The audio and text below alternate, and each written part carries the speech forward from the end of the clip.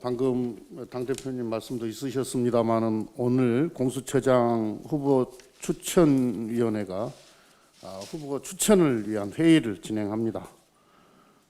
공수처는 고위공직자의 부정부패 척결과 권력기관 개혁이라는 국민의 명령으로 탄생하게 되었습니다. 올해 8월까지 검찰 공무원 직무범죄가 2,300여 건이 접수가 되었는데 단 한 건도 기소되지 않았습니다. 2017년부터 지난 4년간 기소율을 따져도 고작 0.14%에 불과합니다. 공수처가 출범하게 되면 공수처, 검찰, 경찰이 상호 견제하고 균형을 이루는 분권 시스템이 구축되어 제19 감싸기, 봐주기 수사가 사라지고 부정부패 없는 대한민국으로 나아가게 될 것입니다. 공수처 출범 법정 시한이 이미 100일을 넘게 지났습니다. 11월 안에 공수처를 출범시키는 것이 국민의 뜻입니다. 가능하면 오늘 끝장 토론을 해서라도 추천 후보를 결론 내주시기를 기대합니다. 추천위원회가 무거운 사명감으로 공수처를 가장 중립적이고 공정하게 운영할 후보를 추천해 주기를 기대합니다. 오늘 한일의원연맹 소속 여야 의원들이 스가 일본 총리를 만납니다. 최근 일본 스가 내각이 출범한 이후 현안 해결을 위해 한일 간 정치인 대화가 진행되고 있는 점은 다행스럽게 생각합니다. 저도 어제 일본 대사의 예방을 받고 한일 현안에 대해서 허심탄회한 대화를 나누기도 했습니다. 한일 관계는 역사 문제를 경제에 결부시킨 아베 정부의 수출 규제로 인해 매우 경색되어 있습니다. 경색된 한일 관계를 극복하고 정상화의 돌파구를 찾기 위해서는 한일 정상회담을 조기에 개최하는 것이 바람직하다고 생각합니다. 특히 연말 우리나라에서 개최할 예정인 한중일 정상회의에 일본이 조건 없이 참여해서 자연스럽게 한일 정상회담을 개최하는 결정이 필요합니다. 연내에 한일 정상회담이 개최된다면 역사 문제를 매듭짓고 미래지향적 한일 관계를 정립해 나가는 한일 신시대선언 2020을 채택할 수도 있을 것입니다. 일본은 내년 도쿄올림픽 개최라는 중요한 국제 평화 이벤트를 앞두고 있습니다.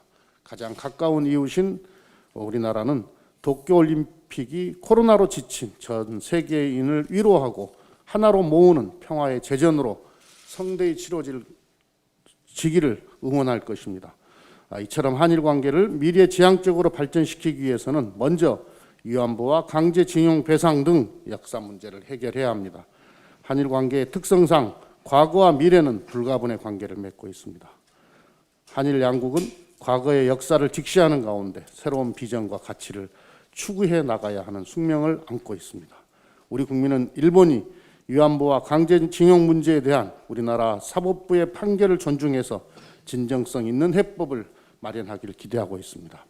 역사 문제를 매듭짓고 미래지향적 한일 관계를 구축해 한일 협력 관계를 한반도와 동아시아로 나아가 글로벌 영역으로 확장시켜 나가는 것은 한일 양국의 이익에도 부합합니다.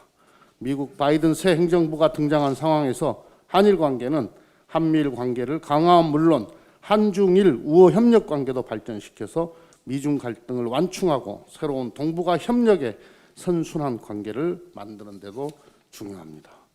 일본 스가 내각의 대담하고 전향적인 결정을 기대합니다.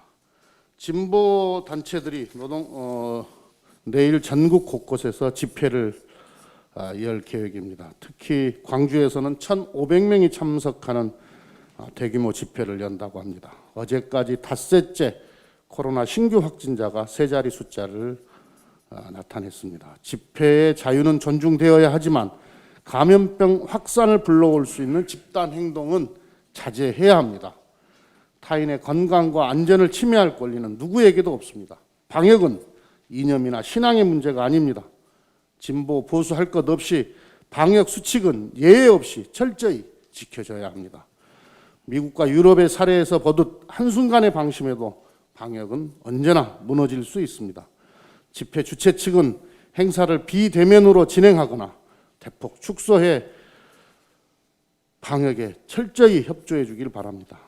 만약 내일 집회에서 코로나가 확산된다면 주최 측이 모든 책임을 져야 할 것이라는 것을 분명히 말씀드립니다. 방역 당국과 지자체들은 만약에 불법적으로 도심 집회가 이루어진다면 동일한 기준과 원칙에 따라 강력하게 대처해 주기를 바랍니다.